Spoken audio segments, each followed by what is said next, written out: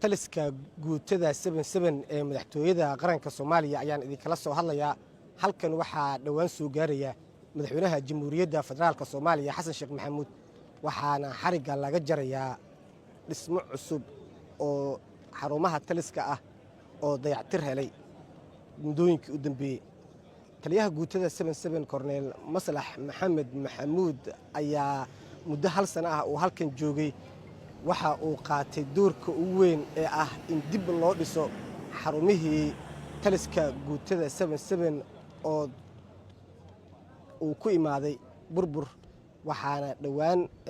dhismihan farta laga qaaday iyada oo halkan la filayo inuu soo gaaro madaxweynaha Jamhuuriyadda Soomaaliya oo xariga uu ka jaro xarumo muhiim ah oo kamid ah qaarkood xafiisyada guutada ayaa kamid ah goobaha la dhisay sidoo kale xabsigii guutada iyo waliba masjidkii ayaa kamid ah iyo meelo kale oo muhiim ah oo taliska guutada ay ku shaqeyn doonaan